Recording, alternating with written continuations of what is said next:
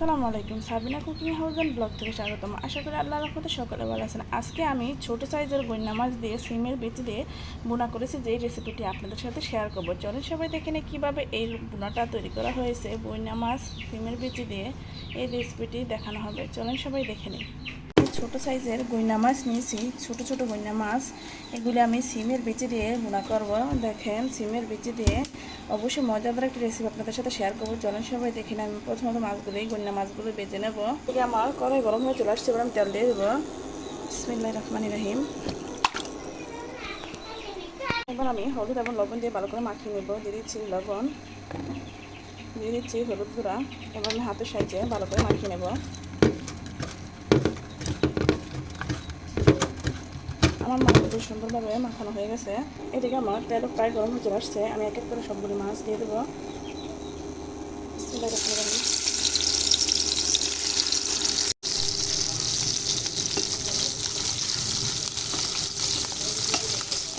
সবগুলো মাছ আমি দিয়ে দেবো।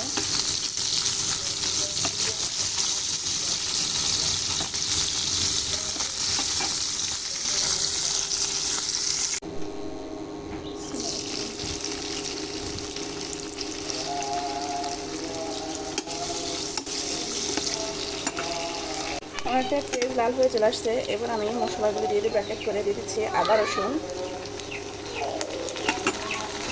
এখন আমি দিয়ে দেবো হলুদের গুঁড়া, লবণ, মরিচ গুঁড়া, ধনিয়া গুঁড়া, দিয়ে দিচ্ছি কাঁচামরিচ কাটা, দিয়ে দেবো শুকনো মরিচ। এবার আমি মশলাটা একটু ভালো করে নাড়াচাড়া করে নেব।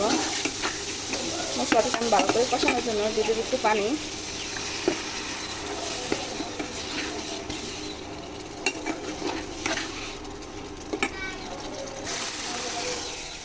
আমার মশলাটা অনেকটা কষিয়ে চলে আসছে। এবার আমি সিমের বিচিগুলো দিয়ে দিলাম। বিসমিল্লাহির রহমানির রহিম।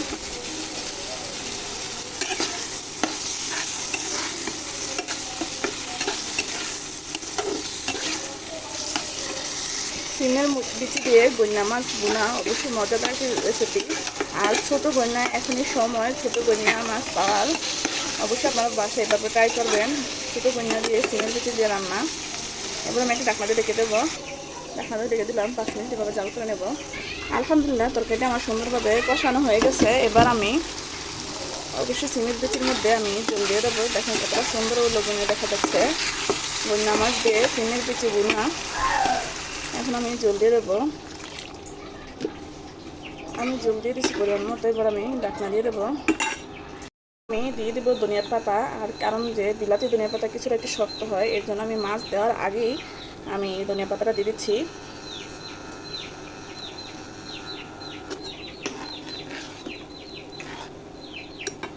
যেহেতু আবার আমি জিরা অ্যাড করবো, সর্বশ্রেষ্ঠ জিরা দেওয়া হবে, তার জন্য আগেভাগেই আমি দিয়ে দিলাম ধনিয়া পাতা। একটা জল কমে আসছে। এবার আমি দিয়ে দেবো তরকারির মধ্যে মাছগুলো এক এক করে, সবগুলো মাছ এক এক করে দিয়ে দিচ্ছি।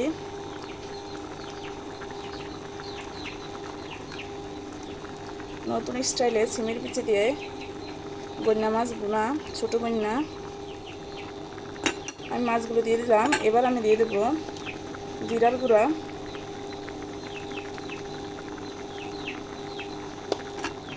এভাবে আমি আরও 10 মিনিট জাল করে নেব। আলহামদুলিল্লাহ, সিমের বিচি এবং গইনা মাছের ছোট মাছ রান্না প্রায় আমার শেষ। আলহামদুলিল্লাহ, অনেকটা সুন্দর এবং দেখতে লোভনীয়, খেতেও খুব সুস্বাদু হবে। অবশ্যই যদি আমার ভিডিওটি ভালো লাগে অবশ্যই আপনার বাসায় আপনারা চেষ্টা করবেন। আমার ভিডিওটি লাইক কমেন্ট শেয়ার করবেন। আর সকলের জন্য দোয়া রইল। ফি আমানিল্লাহ। আল্লাহ হাফেজ।